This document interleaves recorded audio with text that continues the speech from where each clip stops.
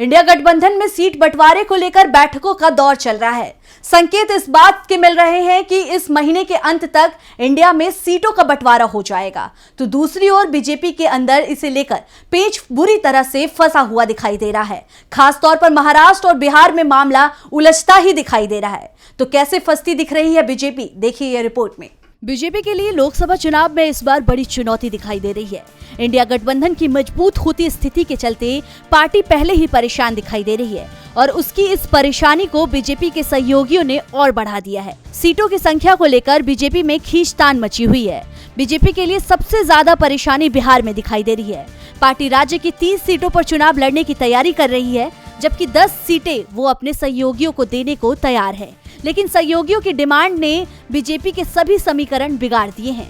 एक और बीजेपी के नेता नीतीश कुमार के एनडीए में आने के दावे कर रहे हैं, लेकिन उसके जो सहयोगी हैं अभी वो ही उनसे संभल नहीं रहे हैं, क्योंकि सीटों को लेकर एनडीए में जमकर खींचतान शुरू हो गई है।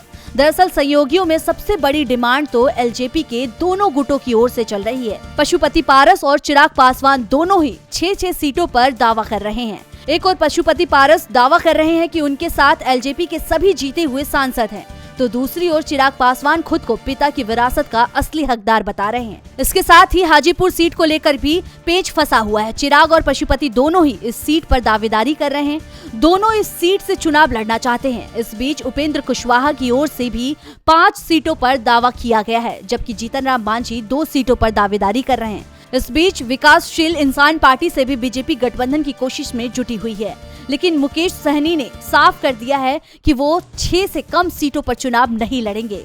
इसी के चलते उनकी एनडीए में एंट्री रुकी हुई है, यानी बीआईपी को हटा भी दें तो 19 सीटों पर बीजेपी के सहयोगियों की दावेदारी है और इसी के चलते सीटों का बंटवारा नहीं हो पा रहा है। संकेत मिल रहे हैं कि सीट बंटवारे के चलते एनडीए बिखरता दिखाई दे रहा है। डीबी लाइव की रिपोर्ट।